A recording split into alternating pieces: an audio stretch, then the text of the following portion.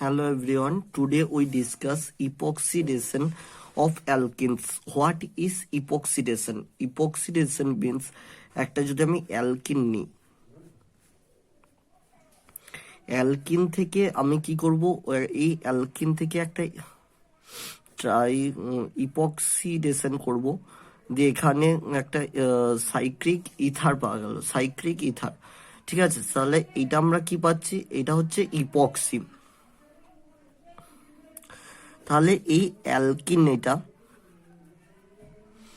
এটা অ্যালকিন, অ্যালকিনের সাথে যে ইপক্সি, তাহলে অ্যালকিনের সাথে ইপক্সি হচ্ছে অ্যালকিন, অ্যালকিনের সাথে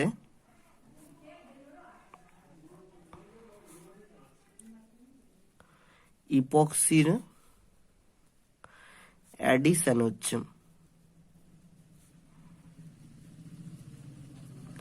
তাহলে অ্যালকিনের সাথে ইপক্সি অ্যাডিশনে কি পাচ্ছি, ইপক্সিডেশন। অ্যালকিনের সাথে ইপক্সি অ্যাডিশনে ইপক্সিডেশন পাচ্ছে। ঠিক আছে, তাহলে এই যে অ্যালকিনের সাথে যে অ্যাডিশনটা করছি, তাহলে এটা কি হচ্ছে, একটা অক্সিডেশন রিয়াকশন। কারণ এটা অক্সিজেনটা মিলে একটা সাইক্লিক ইথার তৈরি করছে, পাই বন্ডটা ব্রেক করে অক্সিজেনটা একটা সাইক্লিক ইথার তৈরি করছে। তাহলে এটা কি হচ্ছে না, অক্সিডেশন রিয়াকশন।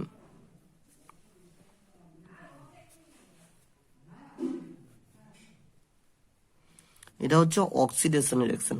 এরপর এই অক্সিডেশন রিয়াকশন করতে গেলে একটা নিশ্চয়ই বাড়তি অক্সিজেন চাই। সেই অক্সিজেনটা আমি পাবো কোথায়? তাহলে আমরা নিতে পারি, উই ক্যান টেক পারক্সাইড,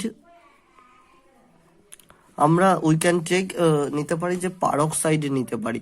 তাহলে পারক্সাইডে দুটো অক্সিজেন থাকে, দুটো অক্সিজেনের তাহলে লোন পেয়ার থাকে। এই লোন পেয়ার যেটা থাকছে, সেই লোন পেয়ারের রিপালশনের জন্য এই বন্ডটা ব্রেক করে যাবে।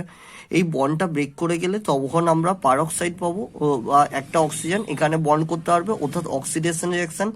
তখন এটা অক্সিডেশন রিয়াকশন, এটা তাহলে ইপক্সিডেশন রিয়াকশন করতে পারবে। এরপর আমরা এখানে যে কোনো পারক্সাইড নিতে পারি, বলতে এমনি পারক্সাইড আমি যেমন এক্সাম্পল দিচ্ছি, CH3, C double bond O, bond O, bond O, bond H, বা যেটাকে আমরা বলতে পারি CH3CO3H। এটার নাম peracetic acid, peracetic acid, short form PAA।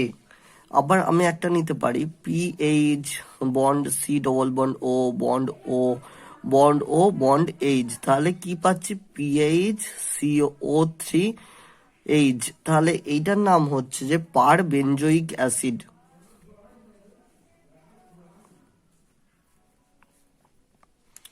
পার বেনজোইক অ্যাসিড, এইটার শর্ট ফর্ম আমরা বলতে পারি PBA, পার বেনজোইক অ্যাসিড। আবার আমরা নিতে পারি, এটা একটা মানে গুরুত্বপূর্ণ পারক্সাইড, এটা প্লিজ নোট করতে হবে, CO3H আর হচ্ছে Cl।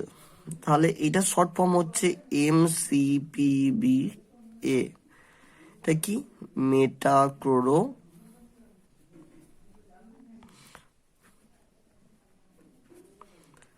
পার বেনজোইক অ্যাসিড।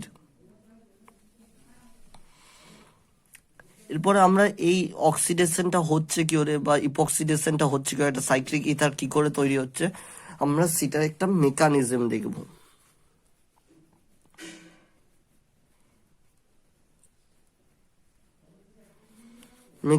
দেখব। তাহলে কি, আমি একটা অ্যালকিন নিচ্ছি, অ্যালকিন যেটা আমি এখানে নিয়েছি, আর কি নেব, পারক্সাইড নেব, মানে CH3C+H, এই পারক্সাইডটা নেব। তাহলে এই পারক্সাইডটা নিচ্ছি, CH3, C double bond O, bond O, bond O, bond H. ঠিক আছে, এই পারক্সাইডটা নিচ্ছে। তাহলে এইটা কি হিসাবে কাজ করছে, এটা ইলেকট্রোফাইল হিসাবে কাজ করছে। আর এটা কি হিসাবে কাজ করছে, এটা নিউক্লিওফাইল হিসাবে কাজ করছে। এটা নিউক্লিওফাইল অ্যালকিনটা, আর এর পারক্সাইডটা ইলেকট্রোফাইল হিসাবে কাজ করছে। তাহলে কোন বন্ডটা ব্রেক করবে, নিশ্চয়ই এই বন্ডটা ব্রেক করবে, কারণ এখানে লোন পেয়ার গুলোর রিপালশন হচ্ছে, তাহলে এই বন্ডটা ব্রেক করছে। তাহলে এই বন্ডটা ব্রেক করবে যখন এটা ডেল প্লাস হবে, আর এইটা এই অক্সিজেনের যে লোন পেয়ার গুলো রেজোনেন্সে অংশগ্রহণ করে, তাই রেজোনেন্সে অংশগ্রহণ করলে আমরা তখন কি পাবো, CH3 bond C bond O minus double bond ও plus bond O bond H. ঠিক আছে, এই বন্ডটা ব্রেক করছে, তাহলে এই বন্ডটা এই লোন পেয়ারগুলোর এখানে রেজোনেন্স অংশগ্রহণ করছে, তাহলে এটা ডেল প্লাস হচ্ছে। ঠিক আছে, তখন এই অ্যালকিনের ইলেকট্রনটা এর উপর এসে পড়বে, তাহলে তখন কি যে কোনো একটা কার্বন হয়তো এই কার্বনটার সাথে এখানে বন্ড করলো, এই কার্বনটার সাথে এখানে বন্ড করলো, যেহেতু ওয়ের 8টা ইলেকট্রন অলরেডি আছে। ঠিক আছে, 8টা ইলেকট্রন অলরেডি আছে, আবার এখানে যে লোন পেয়ার গুলো আছে, এই লোন পেয়ার দুটোকে কাজে লাগিয়ে এই কার্বনটার সাথে এই ওটা বন্ড করলো, তাহলে 8টা ইলেকট্রন এখানে আছে, ওয়ের আর ইলেকট্রনের দরকার নেই, তাহলে এই যে বন্ডের ইলেকট্রনটা সেটা এখান থেকে সরিয়ে দিল, অর্থাৎ এই ওটা মাইনাস হয়ে গেল। ঠিক আছে, তাহলে কি পাওয়া গেল, এটা প্রথমে ডেল প্লাস হচ্ছে, এই পাই বন্ডের ইলেকট্রনটা এই ওয়েতে দিচ্ছে, তারপর এটার সাথে বন্ড করছে, ইলেকট্রনটা দেওয়ার পরে এই কার্বনটার সাথে বন্ড করছে, একটা সিগমা বন্ড করছে, দিয়ে ওয়ের লোন পেয়ার এই ওটা দুটো লোন পেয়ারকে কাজে লাগিয়ে এখানে একটা সিগমা বন্ড করছে। আর তাহলে ওয়ের যেহেতু 8টা ইলেকট্রন অলরেডি আছে, তাহলে ও আর ইলেকট্রন নিতে চাইবে না, এই বন্ডটা যে ব্রেক করছে এই বন্ডের দুটো ইলেকট্রন এই ওয়েতে চলে যাচ্ছে, দিয়ে ওটা মাইনাস হয়ে যাচ্ছে, তাহলে আমরা ইন্টারমিডিয়েটের থেকে কি পাচ্ছি,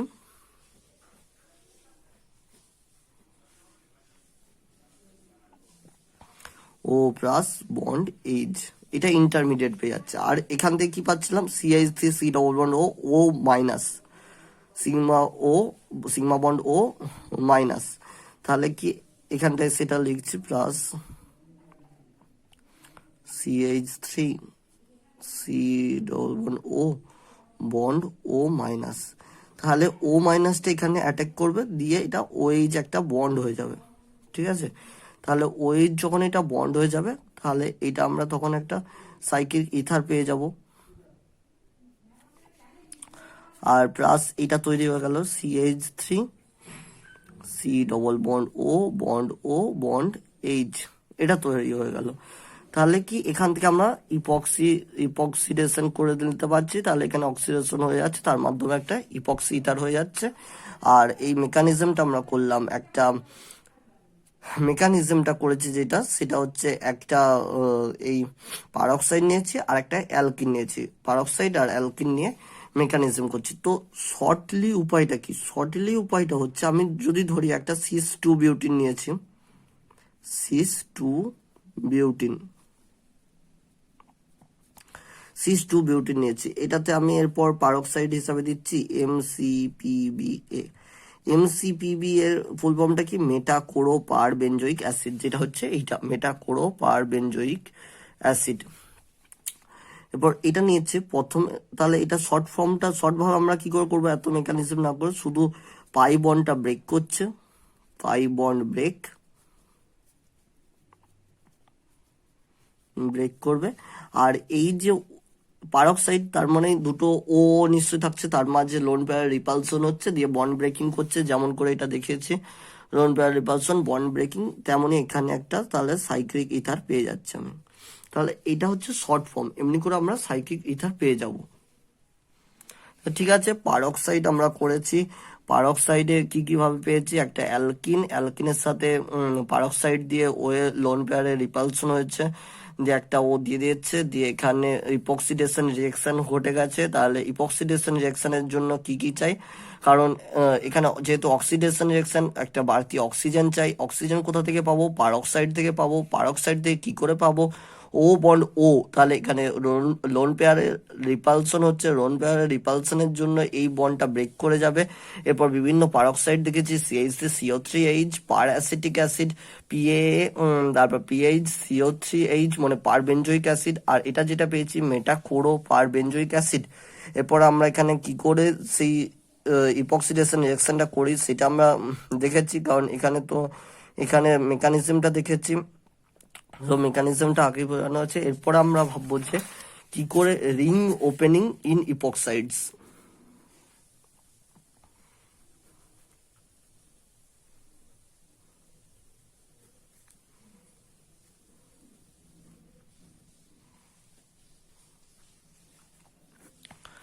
রিং ওপেনিং ইন ইপক্সাইডস। তাহলে 1 নম্বরে কি জানবো যে cyclic ether more reactive, cyclic ether more reactive than simple ethers.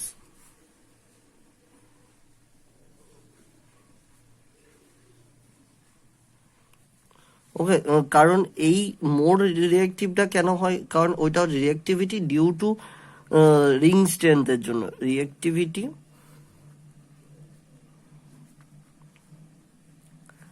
Due to ring strength,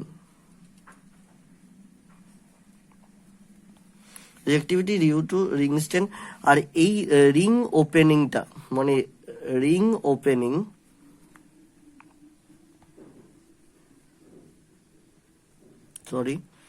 ring opening under two different condition, ring opening in epoxides under two different condition.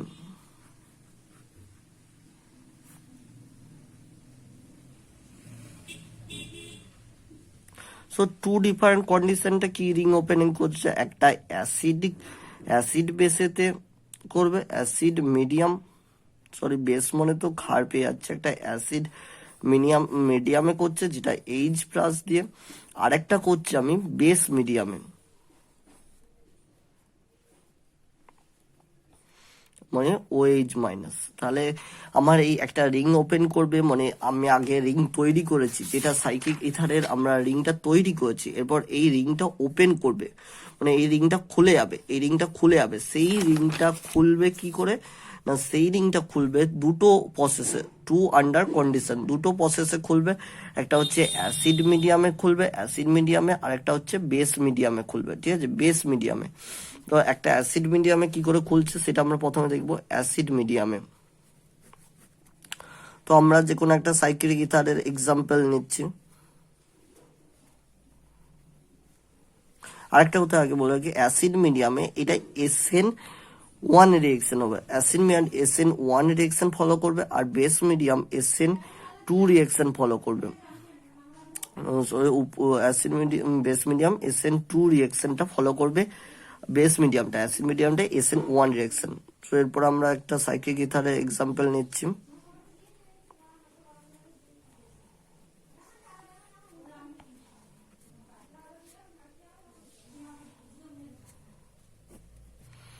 আমি H+ নিচ্ছি, যেহেতু acid medium, তাহলে এই ওয়ের যেহেতু lone pair আছে, তাহলে এটা H+ attack করবে। তারপর আমরা কি পাবো, তাহলে CH3 বন্ড CH3,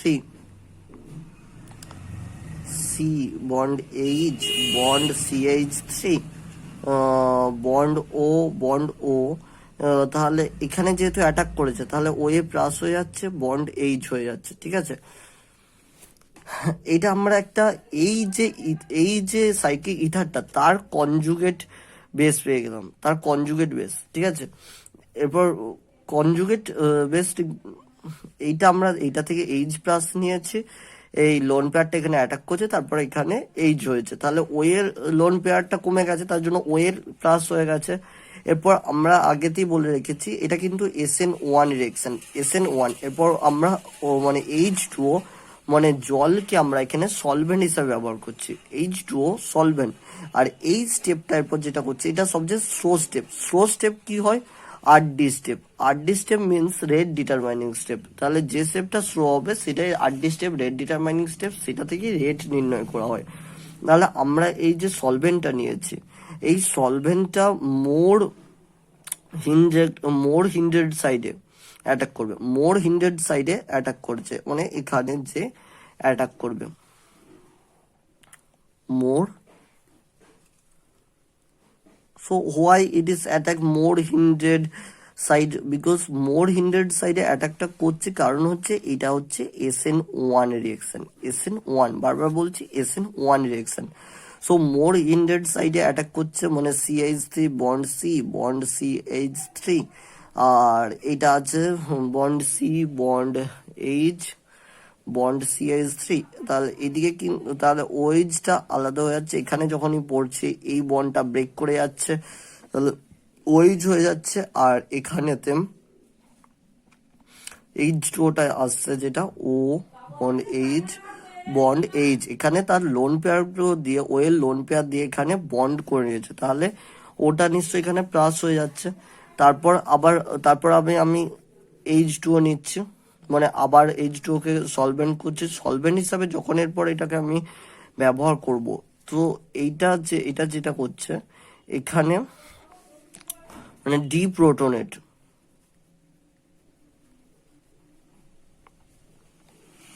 মানে এখানে মলিকিউলটাকে ডিপ্রোটনেশন করছে,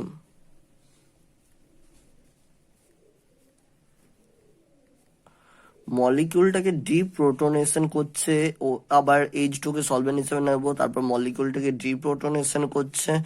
তারপর কি আমরা যেটা প্রোডাক্টটা পাবো, C bond H bond CH3 bond OH, এটাও ওএইচ হয়ে যাবে, বন্ড CH3 বন্ড CH3। তাহলে আমরা অ্যাসিড মিডিয়ামে নিয়েছি, অ্যাসিড এইচ প্লাস দিয়েছি, ওয়েল লোন পেয়ার অ্যাটাক করেছে।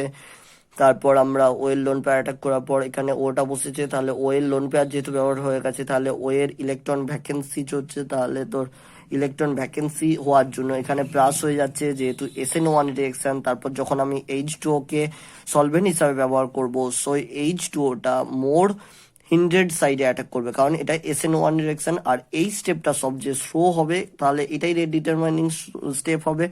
তারপর এই প্রোডাক্টটা তৈরি হওয়ার পর তারপর আমি H2O কে সলভেন্ট হিসাবে নিয়ে ডিপ্রোটনেট করছি, মানে মলিকিউলটাকে ডিপ্রোটনেশন করার ফলে এই প্রোডাক্টটা পেয়ে যাচ্ছি, মানে OH এটা দুটো অ্যান্টি পজিশনে আছে। ঠিক আছে, এই প্রোডাক্টটা আমরা তাহলে পেলাম, এটা অ্যাসিড মিডিয়ামে এই প্রোডাক্টটা আমরা পাচ্ছি অ্যাসিড মিডিয়ামে। ঠিক আছে, এরপর আমরা দেখব এই রিং ওপেনিং ইন ইথার্স, মানে আমরা যেটা দেখব বেস মিডিয়ামে।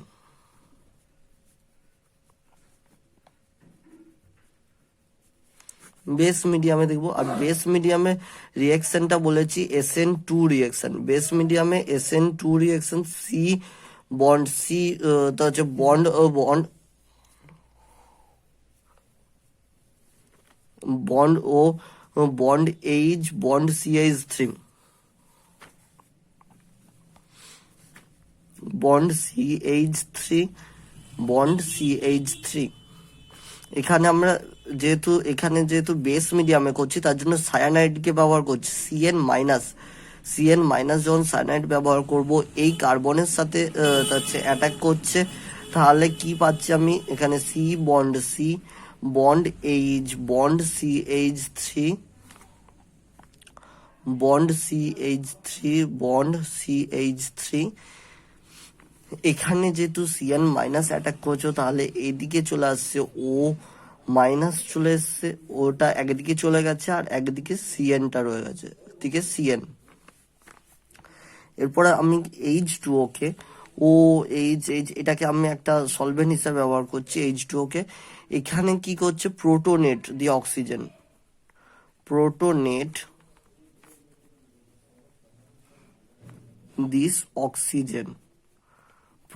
দিস অক্সিজেন মানে এখানে যে অ্যাটাক করছে, তাহলে আমরা কি পাচ্ছি না CH3 bond CH3 bond CN bond H bond CH3 bond OH। ঠিক আছে, তাহলে আমরা কি পাচ্ছি, এটা যেটা পেয়েছি সেটাকে বেস মিডিয়ামে করছি, মানে CN মাইনাস দিয়ে অ্যাটাক করাচ্ছি, CH3 বন্ড O মাইনাস, কারণ ও এর বন্ডটা ভেঙে যাচ্ছে, দিয়ে O মাইনাস হিসাবে চলে যাচ্ছে, আর CN মাইনাসটা এখানে কেন অ্যাটাক করছে, CN মাইনাসটা এখানে কেন অ্যাটাক করছে, কারণ এইটা SN1 করছে, SN2 করছে, SN2 করছি, মানে কি SN1 এ ভালোভাবে, মানে SN1 এ কোথায় অ্যাটাক করবে না, মোর হিন্ডার্ড সাইড। ওকে, SN2 তে লেস হিন্ডার্ড সাইড, SN2 তে লেস হিন্ডার্ড সাইডে অ্যাটাক করছে, তাহলে তার জন্য এই কার্বনটা অ্যাটাক করছে, তো CN হয়ে গেল O মাইনাস, তারপর H2O আসছে সলভেন্ট হিসেবে, সেটা প্রোটনের দিস অক্সিজেন, প্রোটনের দিস অক্সিজেন, তারপর এখানে CN পাচ্ছি, এটা OH পাচ্ছি, এটা ফাইনালি প্রোডাক্ট পাচ্ছি। সো আজকের ডিসকাশনটা এতটাই, মানে এই এপক্সিডেশন যে ডিসকাশনটা, আজকের ডিসকাশনটা এতটাই। So please thank you, bye, and please subscribe my channel, and please, if you like this video, please like, share and comment my video, and please subscribe my channel. Okay, love you guys, bye.